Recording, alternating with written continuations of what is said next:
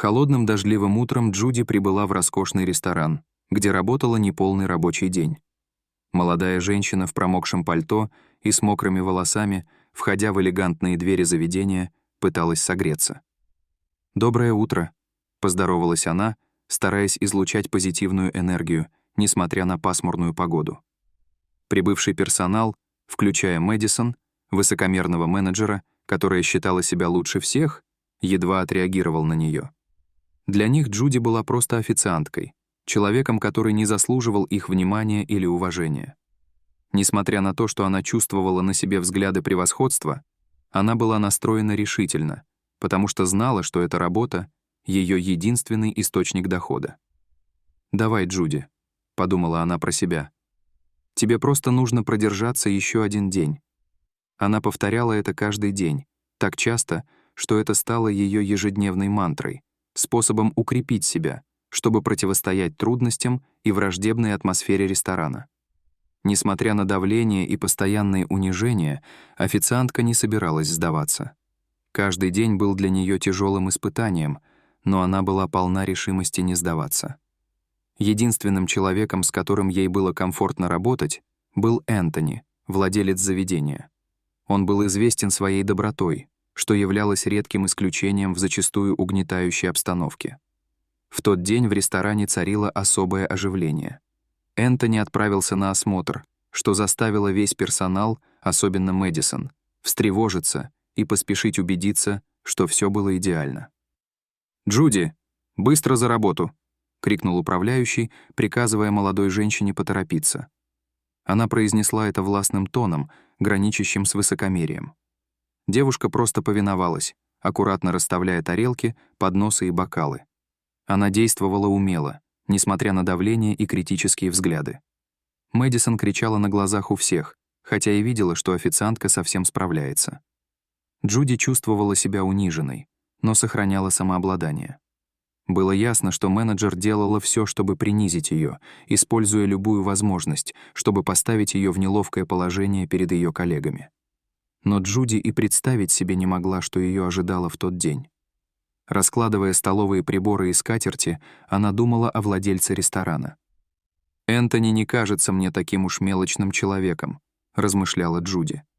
Она вспомнила предыдущие визиты владельца, 45-летнего бизнесмена, который, несмотря на свое богатство, был на удивление скромен и добр ко всем.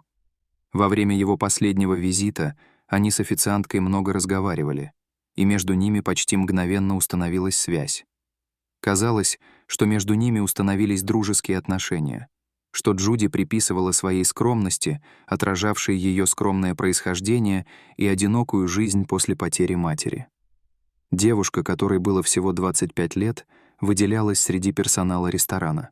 Она получила работу официантки по чистой случайности, после того, как ее предшественница уволилась из-за беременности.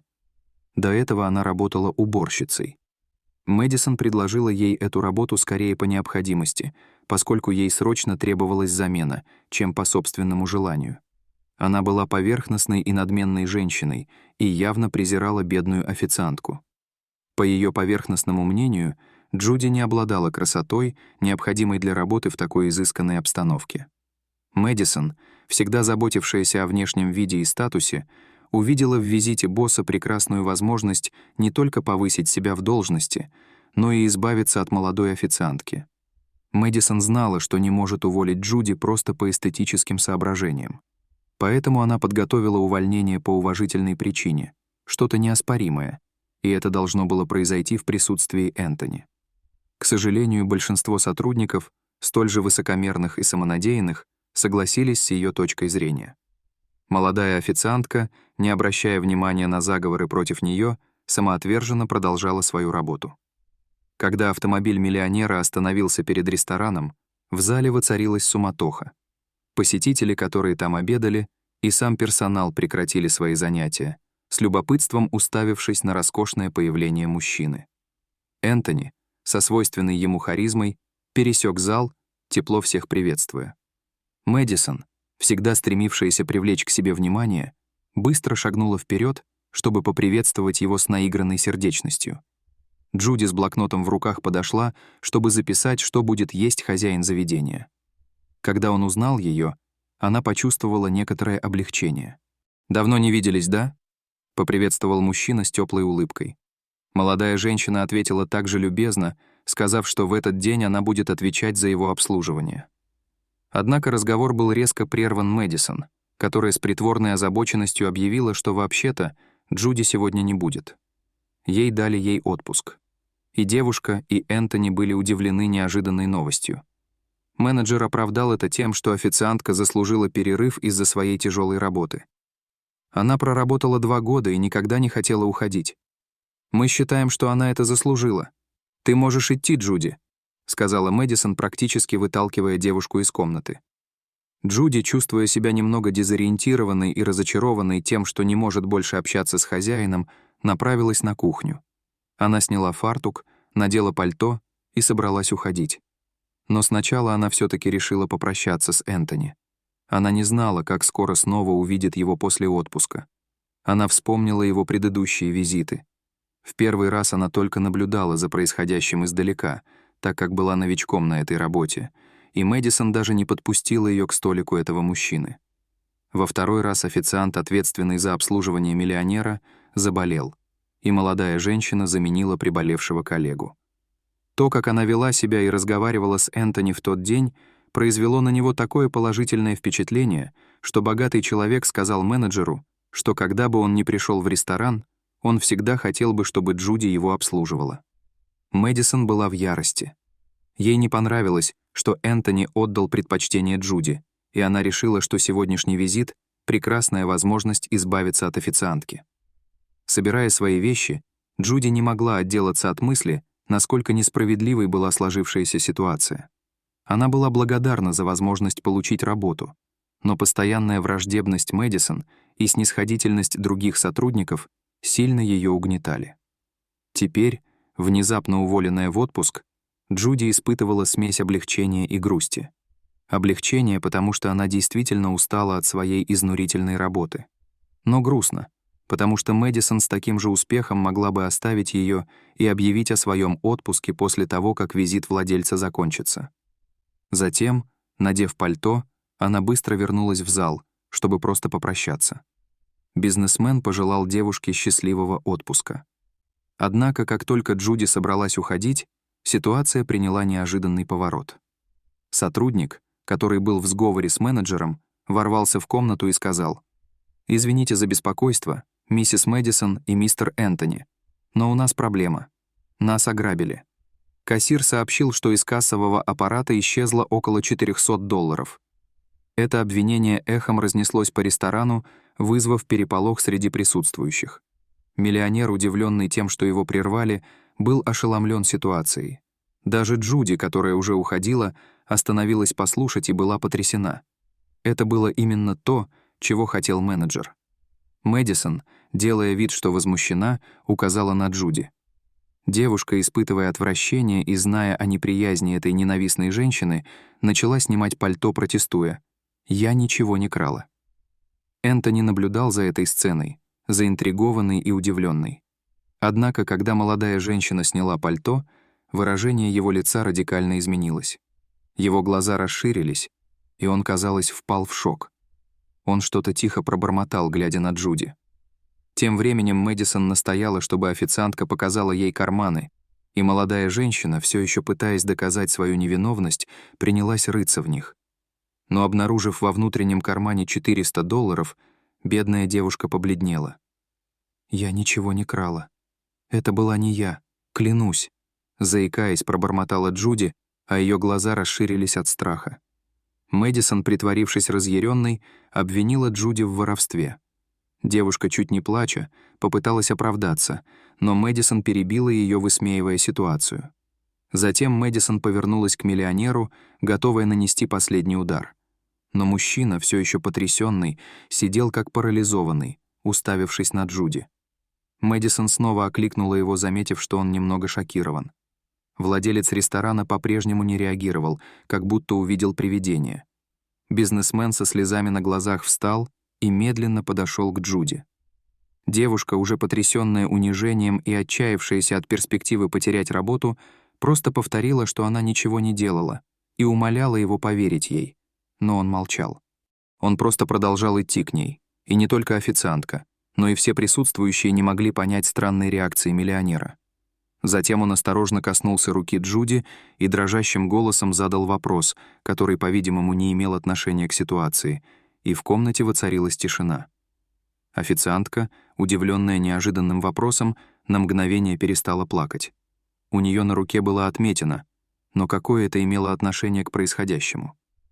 «Да, сэр, это так», — ответила она, все еще не понимая внезапного интереса мужчины к ее знаку. Энтони задал еще один интригующий вопрос. «У вашей матери тоже был такой знак?» Она ответила. «Да, но к чему этот вопрос, мистер Энтони? Вы не собираетесь меня увольнять?» Бизнесмен отступил на шаг. Его переполняли эмоции. Слезы текли по его лицу, еще больше сбивая всех с толку. Мэдисон, в частности, ничего не понимала из того, что происходило. Дрожащим голосом и со слезящимися глазами владелец роскошного ресторана назвал имя ее матери, которая недавно скончалась. Это заставило девушку снова расплакаться. Затем Энтони сделал открытие, которое повергло всех в шок. Оказалось, что история этого мужчины и официантки была гораздо более взаимосвязана, чем кто-либо мог себе представить. Он всегда был состоятельным молодым человеком, наследником крупной сети роскошных ресторанов. Кристина, с другой стороны, была дочерью горничной в особняке, где жил Энтони. Они вместе выросли и полюбили друг друга, испытывая искреннюю и глубокую любовь. У Кристины на руке было родимое пятно, которое мальчик прозвал знаком любви, поскольку оно имело необычную форму, напоминавшую сердце. Молодая пара планировала пожениться, но когда отец Энтони узнал об их романе, он уволил мать Кристины и безжалостно вышвырнул их из особняка.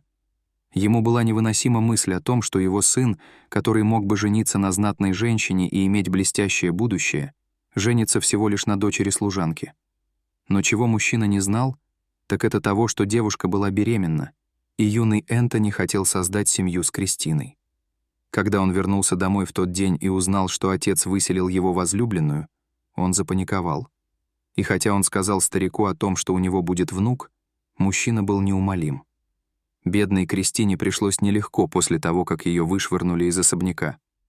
Они с матерью нашли убежище в приюте для бездомных, живя в ужасающей бедности.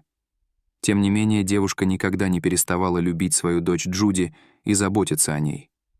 Единственная причина, по которой она больше не искала своего возлюбленного, заключалась в угрозах, которые она получала от отца Энтони. Джуди росла очень скромной, и когда ей исполнилось 23 года, она начала работать уборщицей в одном из ресторанов своего отца, не зная, кто она на самом деле. В 24 года она стала официанткой, и когда она впервые заговорила с Энтони, их естественная связь была вполне объяснима. Судьба с самого начала хотела свести их вместе. Мэдисон, все еще пребывавшая в состоянии шока и негодования, пыталась выдвинуть против Джуди обвинение в краже. «Но она украла $400», — воскликнула она, отчаянно пытаясь поддержать свой рассказ. «Она самый скромный человек из всех, кого я знаю. И она моя дочь. Я уверен, что это вы все подстроили. Я хочу увидеть камеры», — сказал мужчина. Требование бизнесмена повергло менеджера в ужас, и после просмотра записей с камер наблюдения правда была раскрыта. Мэдисон и служащий сговорились против официантки, и он положил деньги в куртку девушки. Поэтому Энтони принял быстрое и твердое решение. Мэдисон и ее сообщник были немедленно уволены, а Джуди повысили до должности менеджера, признавая ее потенциал и желая, чтобы она продолжила дело своего отца. В течение следующих нескольких месяцев они проводили много времени вместе, узнавая друг друга лучше и укрепляя свои отношения как отца и дочери. Несмотря на то, что они были опечалены смертью Кристины, они сохранили память о ней, отдавая дань уважения ее любви и самопожертвованию. Дорогие зрители, что вы думаете об этой истории? Расскажите, пожалуйста, в комментариях. А если вам понравилось это видео, то ставьте лайк и подписывайтесь на наш канал. До свидания.